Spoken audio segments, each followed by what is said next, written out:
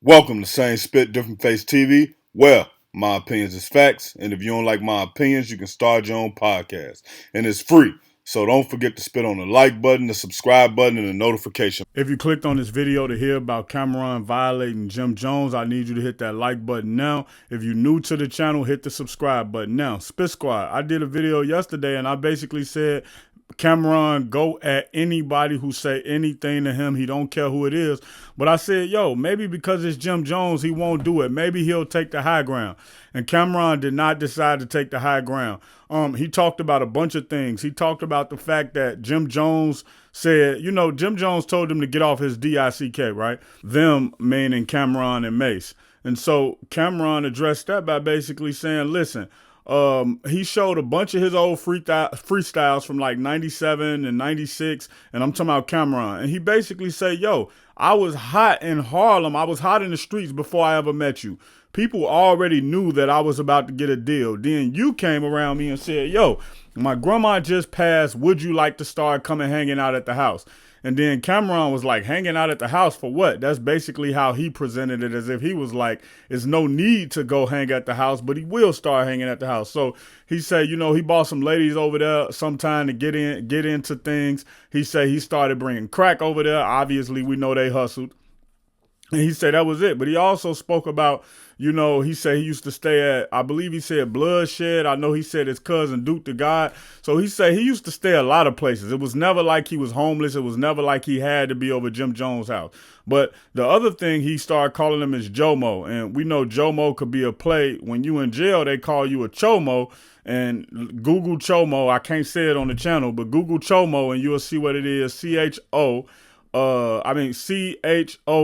Chomo. Or you can get it with homo. So he definitely being super disrespectful to Jim Jones when he say that. But the other thing he said is, yo, anybody you ever get into it with, you kind of chill on them. You become friends with them.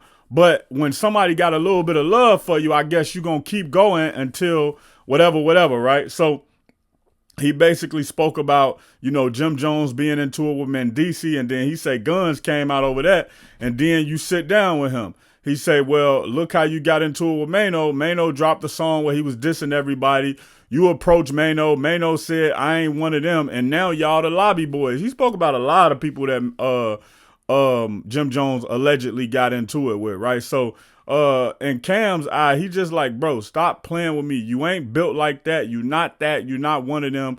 I'm not going for that. So when we look at this situation, we got to just say, man, Cam snapped. I'm not gonna lie to y'all.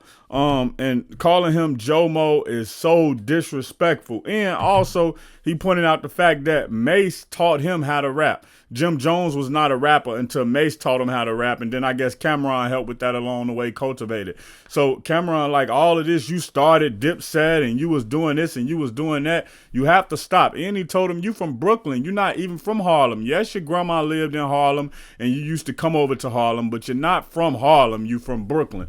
Somebody from Harlem don't have to keep saying they from Harlem. People from Harlem know you from Harlem. So in my personal opinion, it feels like he violated and exposed Jim Jones. So we're going to have to see how Jim Jones reply.